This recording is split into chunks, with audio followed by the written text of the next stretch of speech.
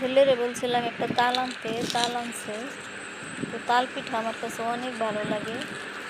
তো দেখি বানাইতে পারি কি না, চেষ্টা করব আজকে। আমি এবার খুব ভালো পিঠা বানাইতে পারি না, তারপরও তালটারে আগে এই যে খুইলা নিতেছি। পানি দিয়ে, অল্প একটু পানি দিয়ে আমি 10 মিনিট ভিজাই রাখবো। আর এই ফাঁকে আমি নারকেলটা কেটে নিব, তারপর পুরাই নিব। এই যে এত নারকেলের দাম হচ্ছে 150 টাকা।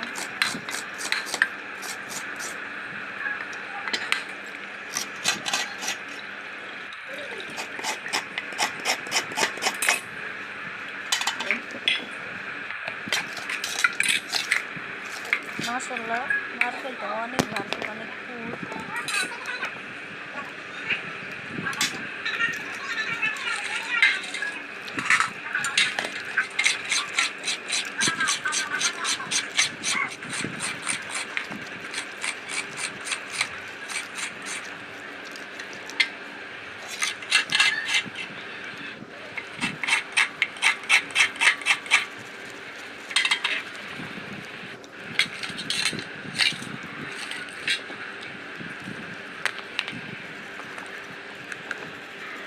এখানে আমি একটা ছাঁকনি নিয়ে নিয়েছি। এই ছাঁকনির মধ্যেই আমি এই তালের কাইটা বাইর করে নেব। বড় সড়ো কিছু জড়াইতে মন চায় না আমার, যেহেতু আমার কষ্ট লাগে অনেক। এই ছাঁকনিটার সাহায্যে আমি সুন্দরভাবে কাইটা বের করে নেব।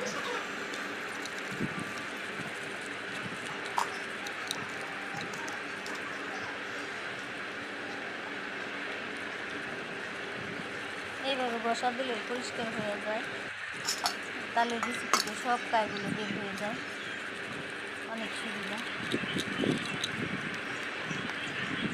দেখুন কতটা সাদা হয়ে গেছে।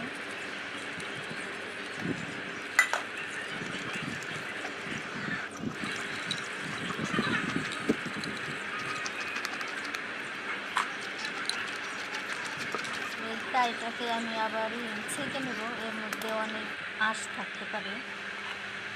এটাকে এখন ছেঁকে নেব। আর তালটা বেশি একটা ভালো না, তিতা। তো আমি তিতা পানিটাও ফেলে দেবো ছাকার পর।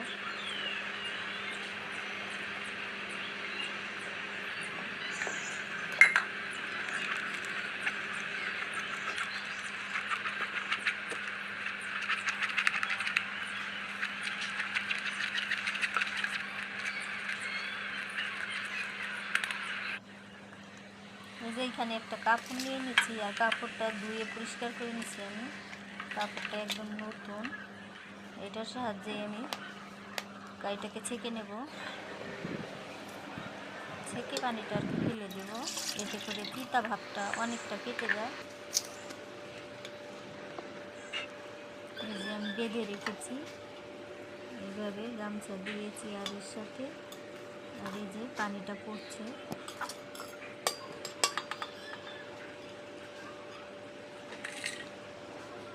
নারকেলটা এখন একটা বক্সে ঢুকিয়ে রাখবো ফ্রিজে। যখন পিঠা তৈরি করবো একটু লেট হবে, তখন আবার বের করে নেব।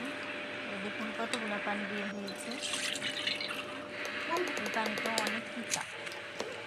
তো আজকের তালটা অনেকটাই, বেশি একটা ভালো না, তিতা। ওই যে আগের এক বয়াম তাল ছিল, আমি ডিপ ফ্রিজে রেখে দিয়েছিলাম। আমি ওটা দিয়ে আজকে বানানোর চেষ্টা করব।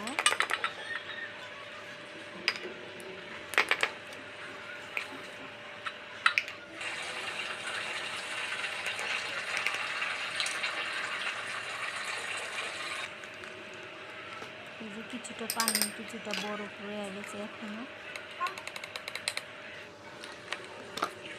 এইখানে আমি 2 কাপ চালের গুঁড়া নিয়ে নিলাম, দিয়ে দিচ্ছি এই যে তালের কাইগুলো।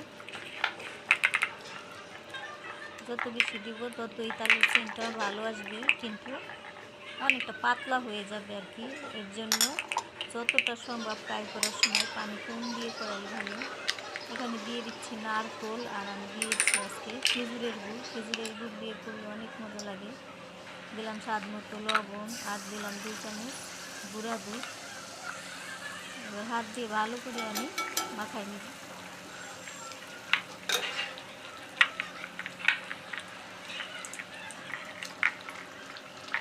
গুড়টা ভালো করে মিশিয়ে নাই, একটু একটু আস্ত আছে, তো 10 মিনিট আমি এইভাবে ঢেকে রেখে দেব। এরপরে একটু 10 মিনিট পর গুড়টা ভালোভাবে মিশে গেছে, দেখি এখন পিঠা হয় কি না। মাঝে মাঝে হয়, আবার মাঝে মাঝে হয় না। তো যেমনই হোক খাওয়া চললেই হবে। আমার অনেক খেতে ইচ্ছা করছে।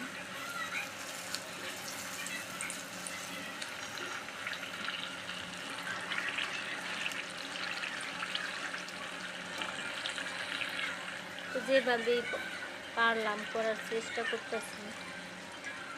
এরকম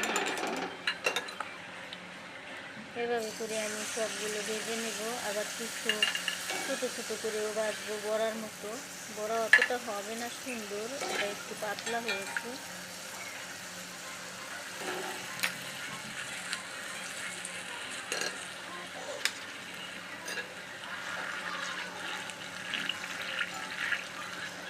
তো আমি সুন্দর করে ভিডিও করতে পারি না, আমাকে আপনারা একটু শিখিয়ে দিবেন আর আমাকে সাপোর্ট করবেন, আমার পাশে থাকবেন। ছোটো ছোটো করে দেওয়ার চেষ্টা করলাম, কিন্তু সব মিশে যাচ্ছে। কী বানায় এসব কি কারো দেওয়া যায়? নিজেরটা নিজেই খাই। আমার 2 ছেলে আছে, ওরা খায় না। ওরা বাইরে থেকে মানে ঝাল জিনিস পছন্দ, ওদের মিষ্টি জিনিস পছন্দ না।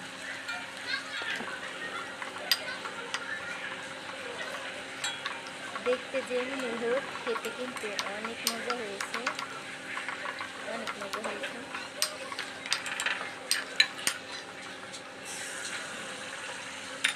আবার দিলাম গোল করে।